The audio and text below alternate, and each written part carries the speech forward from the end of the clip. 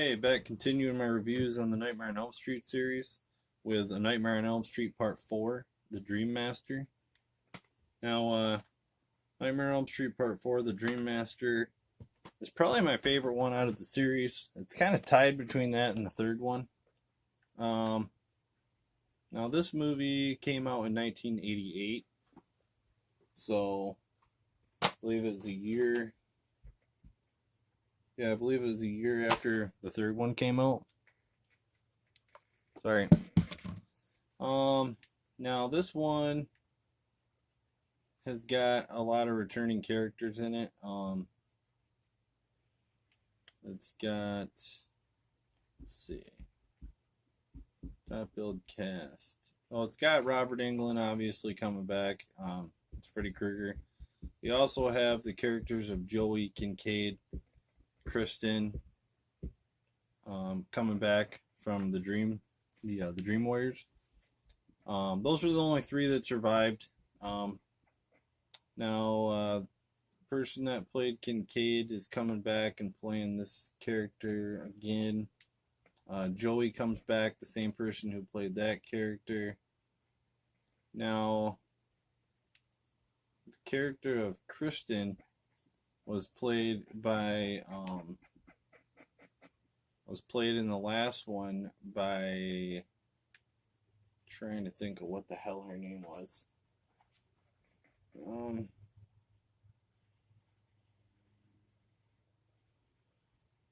Yeah, I can't think of it offhand. Trisha Arquette. Trisha Arquette is the one that played Kristen in part 3. Now in part 4, Kristen is played by a different actor. Now this actor's name is Tuesday Knight. It's kind of a funny name. I guess she must have been born on Tuesday night. But yeah, I mean, this is a good entry. It basically follows the beginning of the story follows the three characters from the Dream Warriors. They get killed off pretty quickly. They killed Freddy in part 3. They thought they did. Forget how he dies in part 3. I think he, because I'm pretty sure in part 4 it's with a mirror, just kind of a silly ending, to kill somebody. But I believe in part 3 they just beat the shit out of him. And oh no, that's right. Yeah, the doctor in part 3 ends up finding where his bones were remained because he was talking to this nun who later you find out the nun that he was talking to in this old broken down asylum was Amanda Krueger, which was Freddy's mom. And she tells him basically the only way to kill him is to take his remains of his body, where they buried him in the original Nightmare on Elm Street. The parents from the first one are the ones who killed him originally and turned him into what he was. Now they hid his bones in a Cadillac in a big junkyard. And that's where Freddy Krueger brings Kincaid. Now, Kincaid ends up falling asleep. He ends up in this junkyard. And he ends up coming back to where they buried him at, I guess, in part 3. And Freddy comes back to life and kills him. Now he tries to warn Kristen, but of course he doesn't have the powers that she does, so he can't get through to her while he's dreaming. Now the other character, Joey, it seems to me that he's got a weakness for naked girls, which if you're a guy, who can blame him? I think we all have a weakness for naked girls, especially when they're hot.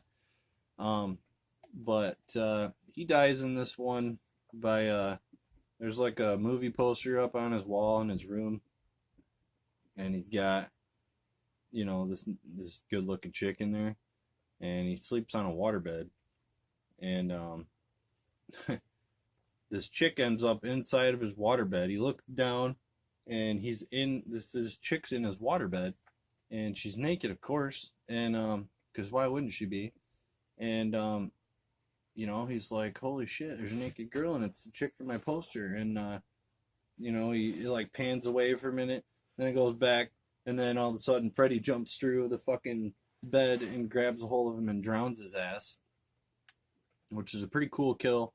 It's the same way that Johnny Depp's character died in the original Nightmare on Elm Street. He gets dragged into his waterbed, and then blood fucking shoots all over the ceiling and stuff. It's actually a really cool kill. Now Renny Harlin comes and directs this, the fourth one. I would have liked to have seen what Renny Harlin would have done with Freddy vs. Jason movie. That would have been pretty cool to see. Now this one, yeah. So basically, after Kristen ends up dying, the main character from Dream Warriors, and like I said, she's played by a different character or a different actor. The lady in this Tuesday Night that plays her, she does a pretty good job. I liked her. There's also a lot of other memorable characters in this movie. They got this her friend, and her friend's name is Alice. And Alice has got a brother named Rick, and her brother Rick is dating Kristen. So basically, when Kristen ends up dying, Freddy makes it look like she's burned herself in a house fire, and so of course Kristen's brother Rick freaks out about this. He's a big nut, like into like karate and stuff. He's got like a dojo out in his garage at their parents' house, and yeah, their dad. I'm not sure what happened to their mom. I assume she either died or left or something. But so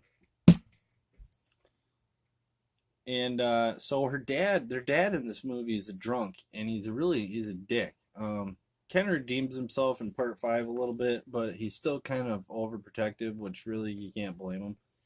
But yeah, I mean, he's just kind of a dick. He treats Alice like shit. So Rick's their brother, and he's really the only one that kind of sticks up for herself, because she doesn't really stick up for herself in this movie until like towards the end.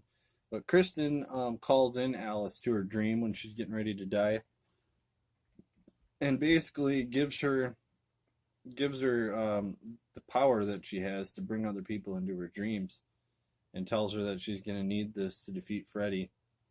Now, of course, for Freddy, this opens up a whole new door of teenagers to slay, which is a good thing. But Alice essentially becomes our lead character. But she does a pretty good job. Trying to find the actress's name that plays Alice.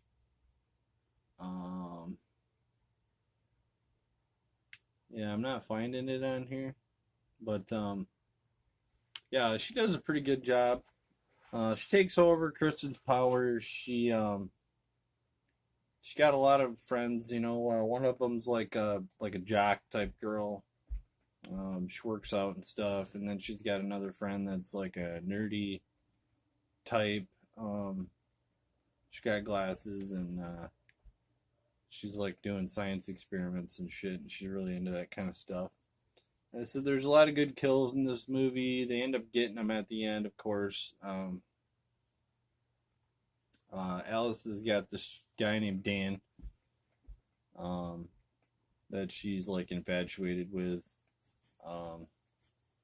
They end up getting together basically at the end and become boyfriend and girlfriend. And then the next movie, find out that they are actually together, and end up having a baby together. But I'll get into that in my next review. Yeah, this one's definitely one of my favorite ones. It's got a lot of memorable kills in it.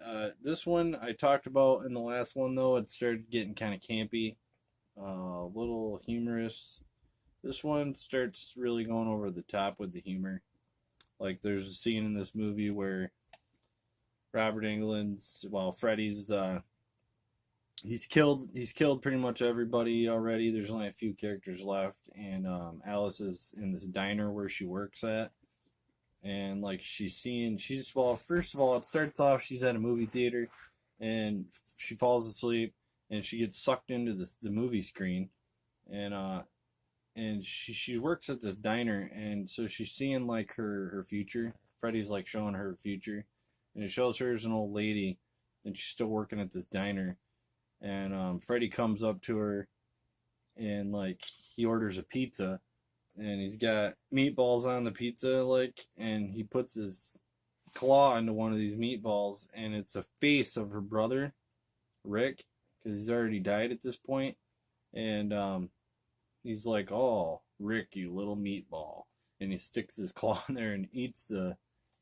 fucking, eats the, eats this thing, and it's just it's moments like that where it's just like kind of a little too campy for me, but like I said, they really didn't get over the top with it too much until I felt like in Freddy's Dead, really, it gets really campy in that one. Freddy 5, Dream Child, that one's more of like a gothic type movie. I mean, it's still got its campy moments, but it feels a little darker to me. Um, Trying to think. There's a lot of good kills in this movie. Like there's a scene where she's got this nerdy friend who does like experiments or whatever, and she falls asleep in class, and Freddy comes up to her, and like he, she's taking like a test or something, and all of a sudden like Freddy turns into the teacher in the classroom, and he traps her in this desk, and he goes up to her, and he's like, "Want to suck face?" And he like goes and puts his mouth on her and like sucks like the fucking life right out of her. It's kind of crazy. And then she just turns into this, there's like a lifeless person or whatever. It's pretty cool. I mean, you'd have to see it to know what I'm really talking about. But yeah, really not much more to be said about this movie that really already hasn't been said.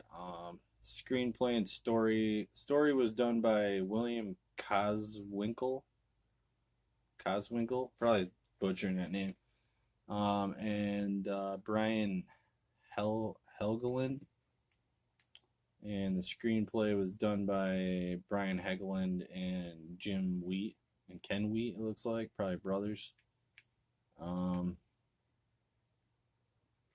Yeah, it's a good score in this one.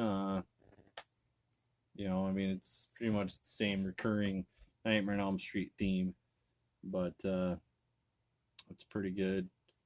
And yeah, that's pretty much all I got on Nightmare on Elm Street Part 4. If you've never seen this movie, definitely check it out. It's a good entry into the series. Yeah, definitely check it out. Like I said, it's a little campy, but it's still got its moments where it's really good. Yeah, so if you've never seen it, check it out. My next review will be on Nightmare on Elm Street Part 5, The Dream Child. Thank you.